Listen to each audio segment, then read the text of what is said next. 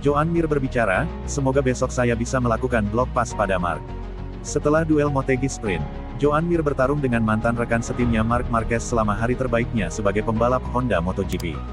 Joan Mir tidak mengeluhkan operan keras yang dilakukan mantan rekan setimnya Marc Marquez, yang membuat pebalap Honda itu gagal meraih posisi ketiga di MotoGP Sprint Jepang. Tidak. Sepenuhnya di dalam batas, di sini sulit untuk menyalip, kata Mir kepada MotoGP.com setelah balapan. Terkadang kita harus menyalip seperti ini karena kalau tidak, kita tidak akan menyalip. Dan sekarang mesin kami sedikit lebih bertenaga, jadi dengan lintasan lurus yang pendek ini pun sulit untuk menyalip hanya dengan slipstream. Tidak ada yang perlu dikomentari tentang itu.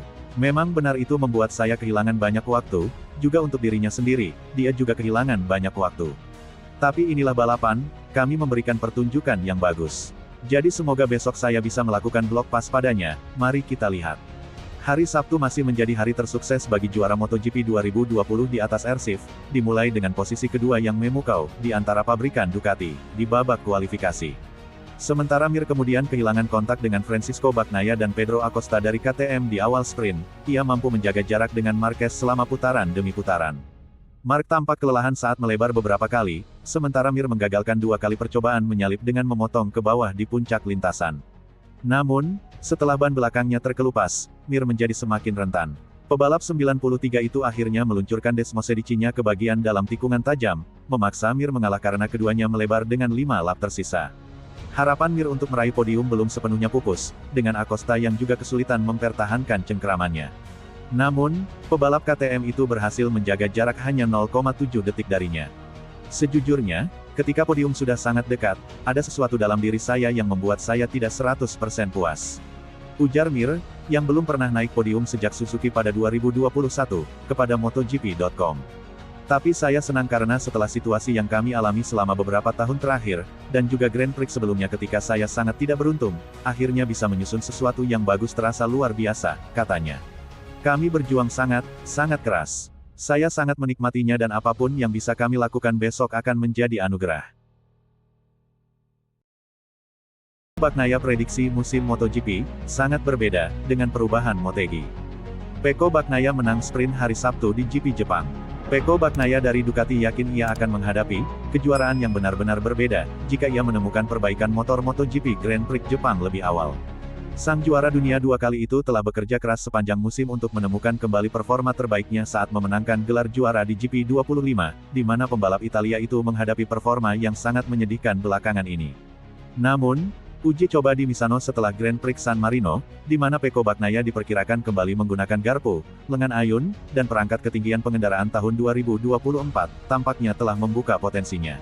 Sejak awal di Jepang, Bagnaia tampil cepat, dengan pembalap Ducati itu meraih pole pertamanya sejak Brno dan mengonversinya menjadi kemenangan sprint pertamanya musim ini dengan selisih hampir 2 detik dari Marc Marquez.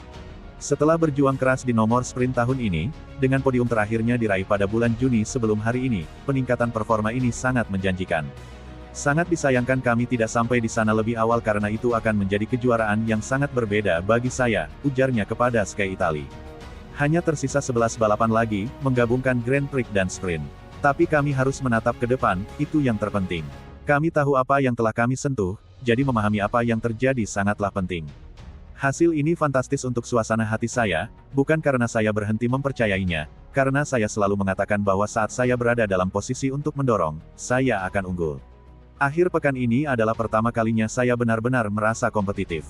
Perlombaannya memang sangat ketat. Harus diakui Mark agak terhambat di awal, kalau tidak, pasti akan sulit. Tapi saya sangat senang. Bagnaia mengakui bahwa ia memperkirakan Motegi akan menjadi mimpi buruk, jika ia tidak dapat menemukan solusi untuk masalah pada bagian depan motor Ducatinya. Namun, ia tetap merahasiakan perubahan apa saja yang dilakukan pada motornya, dan mengatakan kepada media, kami belum kembali ke GP24, tetapi kami telah mengganti komponen yang tidak berfungsi dalam situasi lain, tetapi di sini dan di Misano, komponen tersebut berfungsi. Itu adalah bagian yang juga dimiliki Mark.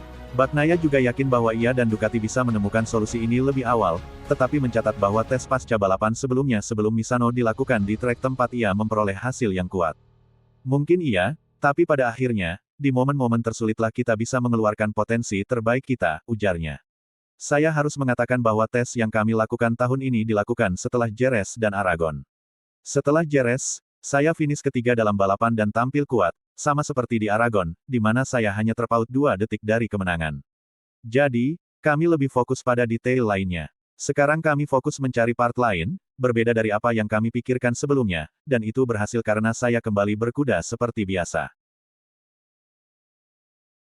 Marc Marquez merasa gelarnya, berat, di Motegi Sprint, menyalip Mir, paling sulit.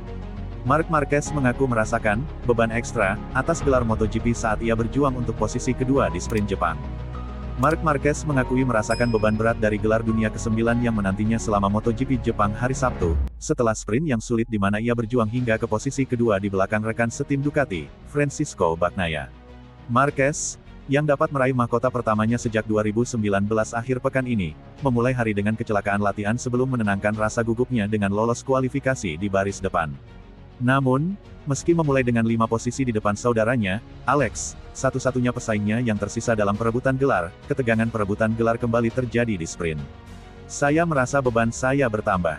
Saya tidak berkendara dengan mulus dan nyaman akhir pekan ini, ujar Marquez kepada MotoGP.com. Putaran pertama sprint itu, saya merasakan beban di pundak saya lagi. Saya lebih kaku dari biasanya. Jadi, mari kita lihat apakah besok kita bisa memulai dengan lebih baik. Marquez tertinggal di belakang Pedro Acosta dari KTM dan Joan Mir dari Honda pada putaran pembukaan, lalu berulang kali melebar. Tetapi setelah kinerja ban menurun selama paruh kedua dari 12 putaran, ia menjadi yang tercepat di lintasan. Pebalap 93 itu memanfaatkan perbedaan cengkeraman yang semakin besar untuk memaksa dirinya menyalip Mir dengan teknik blok ala motocross, lalu menyalip Acosta untuk merebut posisi kedua.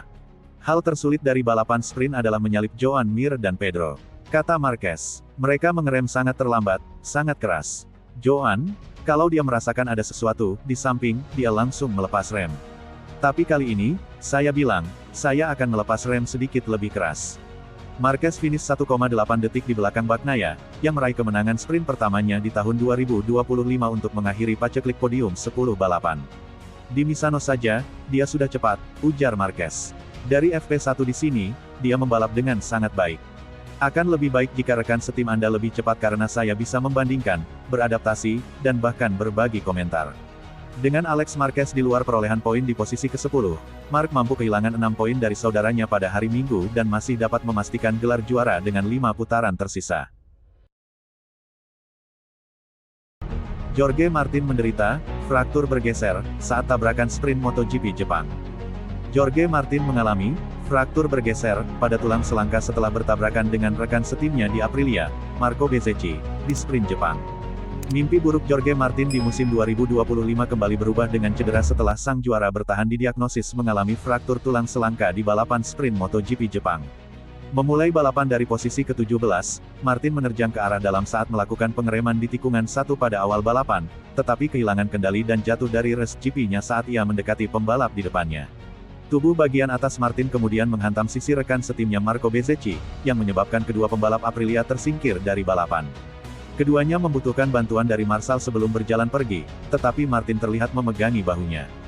Jorge Martin telah menjalani pemeriksaan medis di pusat medis sirkuit, demikian konfirmasi Aprilia.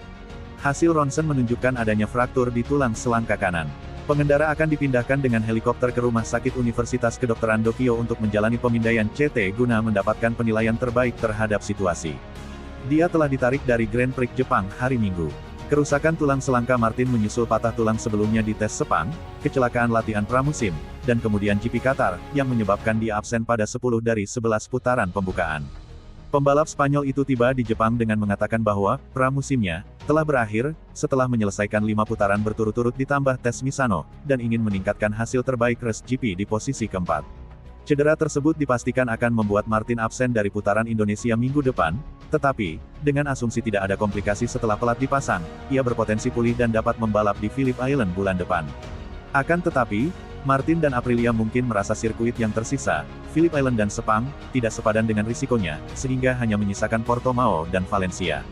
Bagaimanapun, Martin kemungkinan besar akan menerima hukuman setelah kembali, jika pengurus FIM memutuskan tindakannya tidak bertanggung jawab. Dengan Martin yang dirawat di rumah sakit, sidang telah ditunda hingga pebalapnya siap.